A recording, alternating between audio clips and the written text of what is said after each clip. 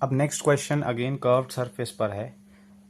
The following diagram shows a glass sphere of radius 10 centimetre. तो ये कुछ glass sphere है जिसका रेडियस हमें दे रखा है 10 विद पैराक्सियल इंसिडेंट रेज।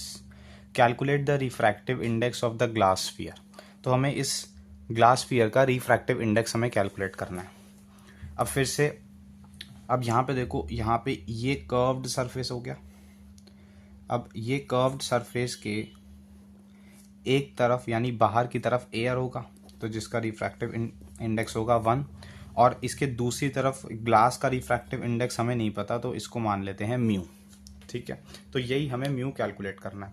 अब कर्व्ड सरफेस पे रिफ्रैक्शन हुआ है लाइट का, तो अगेन फार्मूला फिर से कर्व्ड सरफेस का ही यूज होगा। यहाँ पे कौन सा formula, μ2/v minus μ1/u is equals to μ2 minus μ1/r। इसमें μ2 μ1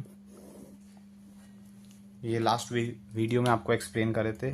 v और u के मेजरमेंट्स हमेशा सरफेस से लेने हैं, and same for the r is also measured from the surface. ठीक है, अब μ2 जो होता है that is the refractive index where the refracted light goes.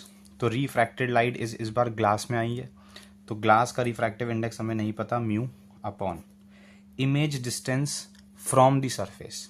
अब सरफेस ये होगा क्योंकि रिफ्रैक्शन यहीं पे हुआ है, तो इस सरफेस से आप चेक करो इमेज फॉर्मेशन कहाँ पे होगा जब रेज मीट करेंगी। तो रेज यहाँ पे एकदम एंड पॉइंट पे मीट कर रही हैं, तो ये सरफेस से ये पॉइंट कितना दूर होगा, ऑब्वियसली ये डायामीटर के बराबर होगा।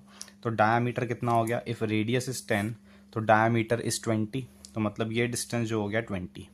अब v का मेजरमेंट सरफेस से राइट साइड की तरफ हो रहा है, and incident light is also right side, तो ये +20 ही पुट हो जाएगा, minus μ1 that is the refractive index of the incident light. Incident light air में, तो 1/u। अच्छा, u होता है object distance from the surface. तो सरफेस से ऑब्जेक्ट जो है ये कितना पीछे है।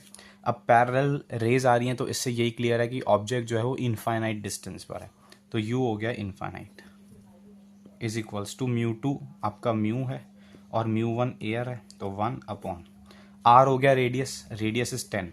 अब वही क्वेश्चन है कि +10 या -10, तो रेडियस जो होगा इस सरफेस का वो भी राइट साइड में मेजर होगा। ठीक है, क्योंकि ये स्फीयर का सेंटर यहाँ पे, तो रेडियस राइट साइड में measure, and incident light is also coming towards the right, तो फिर से ये +10 ही पुट हो जाएगा। यहाँ से ये वाला पार्ट चेक करोगे 0, तो μ/20 is equals to mu minus 1/10, ये कैंसिल हो गया, ये 2μ माइनस 2, और यहाँ से म्यू की वैल्यू आप चेक करो 2 आ जाएगी। ठीक है, तो इस तरीके से हमारे पास रिफ्रैक्टिव इंडेक्स कैलकुलेट हो जाएगा स्फीयर का।